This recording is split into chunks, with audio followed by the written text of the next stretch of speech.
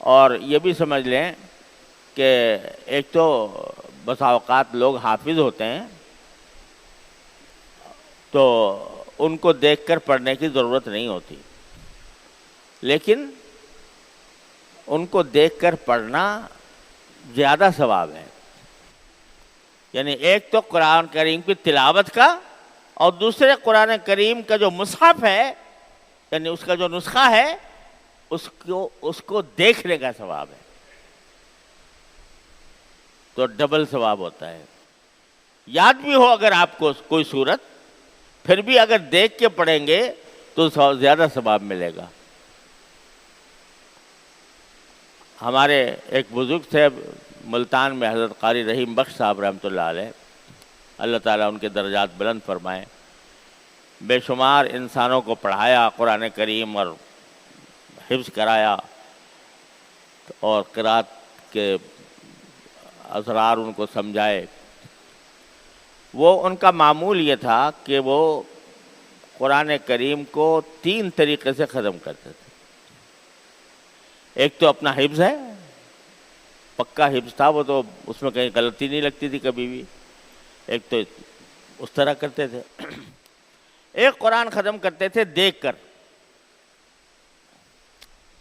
سامنے قرآن کریم پر نسخہ، حالانکہ یاد ہے، الف لام میم سے لے کر والناس تک سب ازبر ہے، لیکن دیکھ کے، بھئی قرآن دیکھ کے پڑھ رہے ہیں، اس طرح جیسے کوئی حافظ بھی نہ ہو وہ پڑھتا ہے.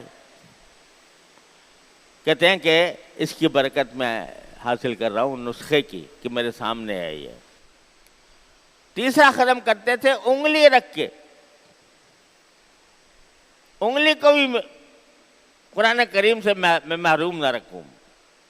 تو جیسے کوئی جو بہت ہی کم پڑھا ہوا ہو تو وہ جب قرآن پڑھے گا تو انگلی رکھ کے پڑھے گا نا، تو وہ کہتے ہیں جی میں اپنی انگلی کو بھی محروم نہیں کرنا چاہتا قرآن کریم کے پڑھنے سے، تو انگلی رکھ کے پڑھتے تلاوت کرتے تھے.